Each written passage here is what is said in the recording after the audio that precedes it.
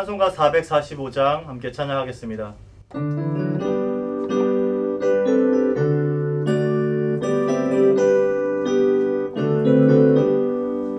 대산을 넘어 홍목에 가도 빛 가운데로 걸어가면 주께서 항상 지키시기로 약속한 말씀 변치 않네.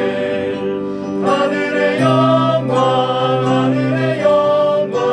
나의 맘속에 차고도 넘쳐 할렐루야를 힘차게 불러 영원히 주를 찬양하리. 깜깜한 밤에 다닐지라도 주께서 나의 길 되시고 나에게 밝은 빛이 되시니 길 잃어버리 염려 없네. 하늘의 영광 나의 맘속에 차고도 넘쳐 할렐루야를 힘차게 불러 영원히 주를 찬양하리. 광명한 금이 마음에 많아 찬란한 천국 바라보고 할렐루야를 힘차게 불러 날마다 빛에 걸어가리. 하늘의 영광 나의 맘속에 차고도 넘쳐 할렐루야를 힘차게 불러 영원히 주를 찬양하리. 다 함께 기도드리겠습니다. 사랑의 하나님, 감사합니다. 거룩하고 복된 주일을 우리에게 보내게 하시고 또 새날을 우리에게 허락하여 주시니 감사합니다. 이 하루를 시작하면서 하나님께 감사하며 하루를 시작하고 이 하루를 닫을 때에 하나님께 감사밖에 없는 그런 귀한 하루가 될 수 있도록 주님 인도하여 주시옵소서. 가정의 달을 보내고 있습니다. 가정의 달을 보내면서 우리 가정 안에 오직 예수 그리스도만이 세워질 수 있도록 주님 인도하여 주시옵소서. 부모들은 자녀들에게 신앙의 유산을 물려줄 수 있도록 헌신하게 도와주시옵소서. 자녀들은 부모들의 삶을 돌아보고 그대의 은혜를 기억하고 그 삶을 쫓아갈 수 있도록 주님 인도하여 주시옵소서. 그리하여서 가정에서 주님의 나라가 이루어지고 그 가정들이 모여서 우리 교회가 더욱더 든든히 세워질 수 있도록 주님 역사하여 주시옵소서. 이제 주님께서 허락하신 말씀의 자리로 나아갑니다. 오늘 하루도 이 말씀 붙들고 든든하게 살아갈 수 있도록 주님 인도하여 주시옵소서. 감사드리며 예수 그리스도의 이름으로 기도드립니다. 아멘. 오늘 하나님께서 우리에게 주신 말씀은 베드로전서 3장 15절에서 16절 말씀입니다. 너희 마음에 그리스도를 주로 삼아 거룩하게 하고 너희 속에 있는 소망에 관한 이유를 묻는 자에게는 대답할 것을 항상 준비하되 온유와 두려움으로 하고 선한 양심을 가지라. 이는 그리스도 안에 있는 너희의 선행을 욕하는 자들로 그 비방하는 일에 부끄러움을 당하게 하려 함이라. 아멘. 오늘의 근본세 한 문장. 선한 사람의 영광은 선한 양심의 증거다. 선한 양심을 가져라. 그리하면 큰 기쁨을 누릴 것이다. 선한 양심은 심히 많은 것을 감당하나니 역경 속에서도 명량함을 잃지 않는다. 선한 양심의 사람이라는 제목으로 말씀 전하겠습니다. 우리가 이 땅에서 살아가면서 이 믿음을 이어가기 위해서 필요한 덕목들이 많이 있습니다. 겸손, 감사, 만족, 성실, 인내, 이런 여러 가지 요소들이 있을 때 우리의 신앙이 잘 유지될 수 있고 또 그에 따른 열매들도 나타나게 됩니다. 혹시 여러분들은 이 중에서 가장 좋은 것 하나를 가질 수 있다면 어떤 것을 선택하시겠습니까? 각자 떠오르는 것들이 있으실 텐데요. 오늘 근본세에서는 사람이 가질 수 있는 가장 좋은 것이 바로 선한 양심이라고 말합니다. 선한 양심이야말로 사람이 가질 수 있는 가장 좋은 것입니다. 그리고 이 선한 양심을 가지게 되면 큰 기쁨을 누릴 수 있다고 합니다. 엄청나게 많은 열매를 맺고 또 역경 속에서도 용기와 기쁜 마음으로 잘 대처할 수 있다고 말합니다. 선한 양심이라는 단어를 들었을 때 우리가 가장 쉽게 떠올리는 개념이 착한 마음, 이런 정도의 개념입니다. 법 없이도 살 사람 또는 양심에 따라서 사는 사람, 이러한 생각들이 떠오르는데요. 토마스 아켄피스가 말하는 선한 양심은 우리가 흔히 말하는 이 착하다의 개념을 뛰어넘어서 하나님 앞에서도 선한 양심을 가지고 있는 사람, 바로 그 사람이 될 것을 말하고 있습니다. 그래서 오늘 그리스도를 본받아에서는 이 선한 양심이 사람이 가질 수 있는 가장 좋은 것이라고 말합니다. 그렇다면 과연 이것이 구체적으로 무엇일까? 어떻게 선한 양심의 사람이 될 수 있을까? 명확하게 정리할 필요가 있습니다. 오늘 내용 선한 양심이 주는 기쁨을 가만히 읽고 묵상해 보면 이 저자가 말하고자 하는 그 선한 양심이 어렴풋하게 그려집니다. 제가 한마디로 정리해 보면 신앙의 순수함이라고 할 수 있습니다. 마음속에 하나님만 채워져 있는가? 하나님 한 분으로 충분한가? 라는 말입니다. 진정 하나님 한 분만으로 위로를 받고 하나님으로부터만 만족하며 살아가고 있는가? 이것이 곧 선한 양심이라는 것입니다. 제가 청년 사역을 했던 때가 있었습니다.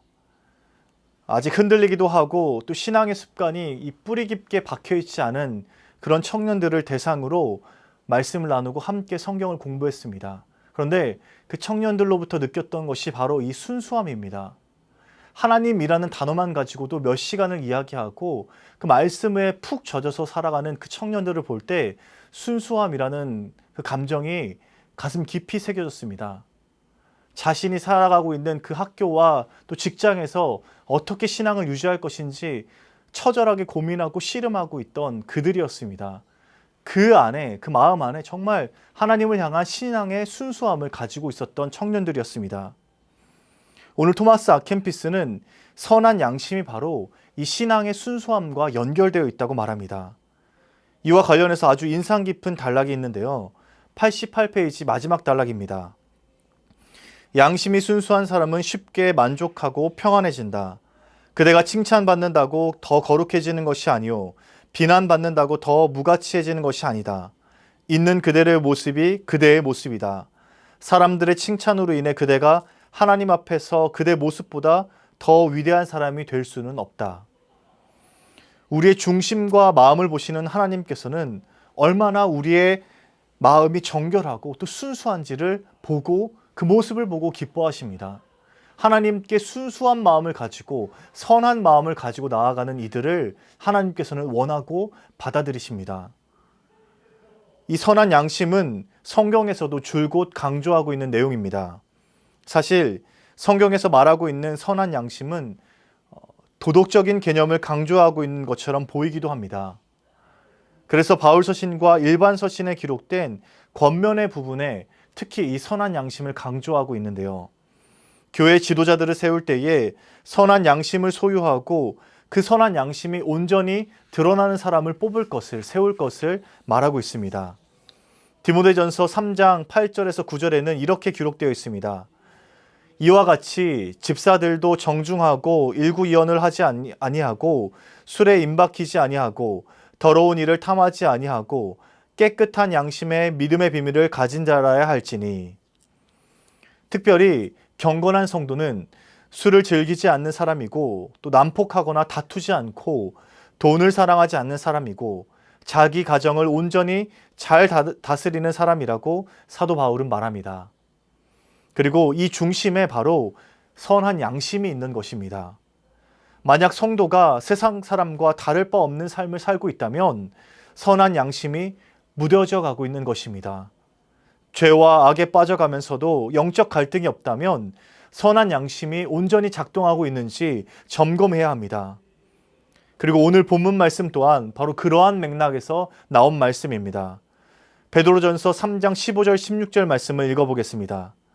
너는 마음에 그리스도를 주로 삼아 거룩하게 하고 너희 속에 있는 소망에 관한 이유를 묻는 자에게는 대답할 것을 항상 준비하되 온유와 두려움으로 하고 선한 양심을 가지라. 이는 그리스도 안에 있는 너희의 선행을 욕하는 자들로 그 비방하는 일에 부끄러움을 당하게 하려 함이라. 이단과 거짓 교사들이 득세하는 세상에서 그리스도인들이 구별될 수 있는 중요한 이유가 무엇인가? 바로 선한 양심이라는 것입니다. 그러면서 성도들에게 구별된 삶을 살도록 권면하고 있습니다. 그렇기에 이 선한 양심은 결코 도덕적 차원의 개념이 아닙니다. 거듭난 사람들에게 주어지는 바로 회복된 양심입니다. 이것이 선한 양심입니다. 이 선한 양심은 십자가를 통해 알게 된 하나님의 마음입니다. 하나님께서 주시는 마음이고 하늘로부터 주어지는 마음이 곧 선한 양심인 것입니다. 그래서 도덕적일 뿐 아니라 이 선한 양심을 가지고 있는 사람들은 십자가의 은혜를 강력하게 증거하는 마음을 가지고 있습니다. 성도의 선한 양심은 자연적으로 발생하는 양심이 아닙니다. 예수 그리스도의 피로 깨끗함을 얻은 양심을 말합니다. 착한 마음을 넘어서는 하나님의 마음입니다. 예수 그리스도의 피로 깨끗함을 얻은 양심만이 바로 선한 양심이 될 수 있습니다. 그래서 우리는 이 선한 양심을 늘 예민하게 유지하고 있어야 합니다. 섬세하게 이 양심을 유지할 때 예수 그리스도의 그 능력이 나타나고 십자가의 능력이 나타나고 하나님의 선하시고 기뻐하시고 온전하신 뜻이 무엇인지 분별할 수 있게 됩니다. 하나님께서 주신 마음이고 십자가의 능력으로 얻게 된 마음이 바로 선한 양심인 것입니다. 그리고 중요한 것은 이 선한 양심이 이미 우리들 마음에 각인되어 있다는 것입니다. 하나님께서 우리들 마음 가운데 선한 양심을 심겨 놓으셨고 각인시켜 주셨습니다. 예레미야 31장 31절에서 33절 말씀입니다. 여호와의 말씀이니라. 보라, 날이 이르리니 내가 이스라엘 집과 유다 집에 새 언약을 맺으리라. 이 언약은 내가 그들의 조상들의 손을 잡고 애굽 땅에서 인도하여 내던 날에 맺은 것과 같이 아니할 것은 내가 그들의 남편이 되었어도 그들이 내 언약을 깨뜨렸음이라. 여호와의 말씀이니라. 그러나 그날 후에 내가 이스라엘 집과 맺을 언약은 이러하니 곧 내가 나의 법을 그들의 속에 두며 그들의 마음에 기록하여 나는 그들의 하나님이 되고 그들은 내 백성이 될 것이라. 여호와의 말씀이니라. 하나님께서는 하나님의 마음으로 이 땅에서 살아갈 수 있도록 우리들의 마음에 선한 양심을 심겨주셨습니다. 더 이상 지워지지 않고 사라지지 않도록 그 선한 양심을 각 사람 마음에 심겨두셨습니다. 하나님의 백성은 선한 양심으로 살아가는 사람들입니다. 그 선한 양심에 반응하며 그 선한 양심으로 살아가는 사람들이 바로 그리스도인들입니다. 사랑하는 수의제일교회 성도 여러분, 그러니 하나님께서 우리에게 주신 그 선한 양심으로 살아가시기 바랍니다. 사람 앞에서 칭찬받는 양심이 아니라, 사람들 앞에서 착하다 인정받는 사람이 아니라 하나님 앞에서 부족함 없이 설 수 있는 그 선한 양심의 사람으로 살아가시기 바랍니다. 언제 어디서나 무엇을 하든지 하나님 앞에서 깨끗하고 정결하고 흠이 없는 삶을 살아가시길 바랍니다. 오늘 하루 이 선한 양심이 말하는 소리에 귀 기울이고 반응하는 여러분 되시길 주님의 이름으로 축복합니다.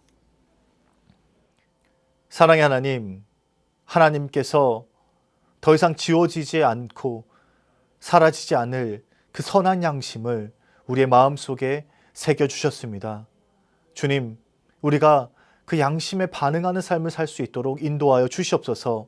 그저 도덕적으로 착하다 인정받는 사람이 아니라 하나님 앞에서 선한 양심의 사람으로 거룩하고 정결하고 흠이 없는 삶을 살아갈 수 있는 우리 모두 되게 도와주시옵소서.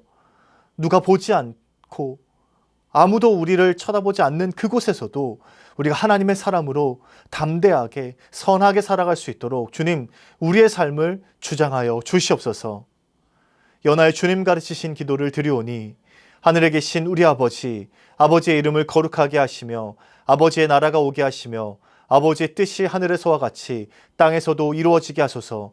오늘 우리에게 일용할 양식을 주시고 우리가 우리에게 잘못한 사람을 용서하여 준 것 같이 우리 죄를 용서하여 주시고 우리를 시험에 빠지지 않게 하시고 악에서 구하소서.